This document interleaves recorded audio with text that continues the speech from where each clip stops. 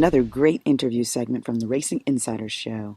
We want to get right to the show right now. We've got a lot of meat with John Dagys, Sports Card 365.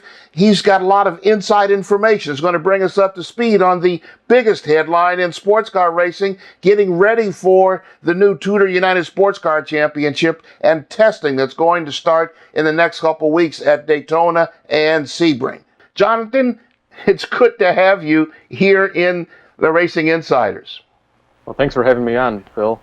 Tell us what's going on. There's a lot that's happening. I read a couple of pieces on your website this week about the GT cars, the teams that have been confirmed, and the prototype, though, is the big category. Who's in and who's out in Daytona prototypes and the P2 category. Give us an update.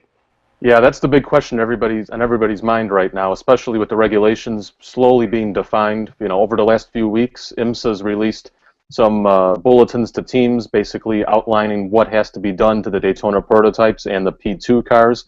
Everything's still tentative, so everything's really not set in stone, but it looks like, you know, there's going to be a few less DPs than we expected due to some increased costs on to upgrade the Daytona prototypes. You know, obviously there's a lot of talk about carbon brakes and more aero updates, including a diffuser, rear wing, as well as some other components on the car, and big horsepower increase as well. And that sort of put a couple of the Daytona prototype teams on the sidelines right now looking in. You got Starworks Motorsport, 8-Star Motorsports. They're sort of not 100% confirmed for DPs yet. There's a good chunk of Daytona prototype teams that are on board. You know, obviously you have Chip Ganassi Racing. They're set to make an announcement shortly about their program. We have Wayne Taylor Racing coming back with one Corvette DP for brothers Jordan and Ricky Taylor, so that's a huge storyline there. And obviously you have a couple other prototypes as well, like Extreme Speed Motorsports with the HPD cars. They just recently announced Ryan DL that'll partner Scott Sharp in the lead 01 car. So there's a lot going on right now in the prototype class. It's just a case of figuring out who's exactly on the grid and how many entries there will be available. You know, right now I think they're capping off the field at 19 cars, and you know, initially it looked like that might have been an issue, but maybe not so much now. There seems to be a lot of stuff still up in the air. Well, John, that's interesting, and of course some of those late evolutions of the rules have really got people a little bit concerned about which way to go. You know, we've got Dyson, we've got Pickett that have always been playing in the P1 category. Dyson's indicated they're going to be there with a P2. Pickett, though, is a lot more of a question mark. Klaus Groff told me at Petit, yes, we will be here in the new series, but he didn't indicate where. You hearing anything about where the Pickett organization might be going? Well, yeah, I spoke with Greg Pickett at Petit Le Mans about that, and he basically wouldn't confirm to me 100% what they were doing, but he did say they're looking for an expansion of the program. So I basically said, well, does that mean prototype and GT? And he pretty much said, well, that would be safe to assume. So are we looking at a P2 program, a PC, a Daytona prototype? You know, historically, Greg has said he never would race a Daytona prototype again. So my guess would be a P2 and then some kind of a GT. You know, he was talking to 3 different GT3 manufacturers about homologating the GT3 car into GT Le Mans, basically making it ACO compliant in America and promising not to race that overseas at the 24-hour. So we don't know really what the stage is of that talk and negotiation. But I think he's close to doing a deal for a GT car. Whatever manufacturer it is, it sort of remains unclear. Wow, that GT, especially the GT Le Mans category, is going to be just awesome racing.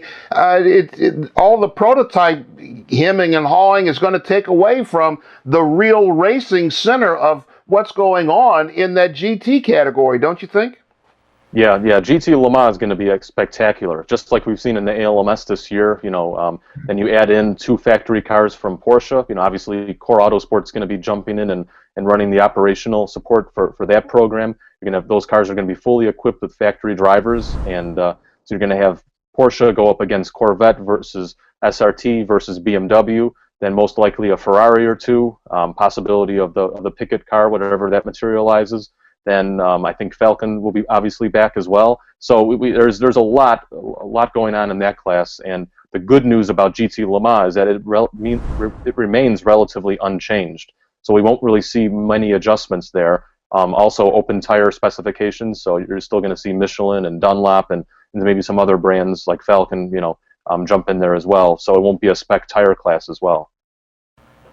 Wow, a huge amount of meat from John Dagys, Sports Car 365. We'll get a little more, especially with the testing that's coming up at Daytona and Sebring right after this. This is the Racing Insiders. We'll be right back. Let us know what you think about what the Racing Insiders have to say. Tell us on Facebook and Twitter. It's the season of giving. So before we go to our next segment, let's talk about your investment in us and our investment in you, how we give to each other through the Racing Insiders. Go to our Indiegogo page, our crowdfunding page, and you'll get a chance to participate in gifts from our marketing partners, including GoPro cameras, fan experiences at the Tudor United Sports Car Championship, and the Pirelli World Challenge. This is with the Mazda Owners Group, iRacing memberships, and gifts from TrackMate. There's many more there. So go to theracinginsiders.com/Indiegogo. Participate in an investment in your favorite sports car racing show. Welcome back to the Racing Insiders. I'm Bill Wood in Los Angeles. Greg Kramer is in Atlanta. Jeff Lepper is in Folsom, California. And John Dagys is in Chicago. We continue our conversation now with John. I hear that the entries for the Daytona 24-hour were expected last week, and the testing is coming up. The teams won't know if they've been accepted into the race until after 2 tests. A lot of money, a lot of time, and there's a lot of concern about that. What have you heard? That's definitely a question right now on everybody's mind, what the entry list is going to look like for next year. The entries obviously opened up on November 1st. They close at the end of the month, and then we'll get a better idea of who's in and who's out. IMSA basically outlined saying that full season entries will take priority. After that, they'll probably accept the North American Endurance Championship teams committed for those 4 rounds, and then after that, they'll have space for partial season efforts or one-offs. And it looks like, given the subscription and then the level of interest, there's going to be very, very little room for anybody other than a full season entrant. So as you pointed out, theoretically a team could show up, test at Daytona, and not be given an entry. Who have you heard that might be definitive for the tests and for the race? Well, in terms of, there's a few GT cars that'll be probably showing up that have yet to be announced. They'll be coming to light in the next few weeks. There's also a fairly significant prototype program that'll be unveiled shortly. So I think there's a good chance we'll see maybe both of them at the test. And the initial entry list for the test came out. I think there was 3 cars for Sebring and I think 6 for Daytona. That's definitely going to increase. I think we'll see it closer to 20 cars maybe for both.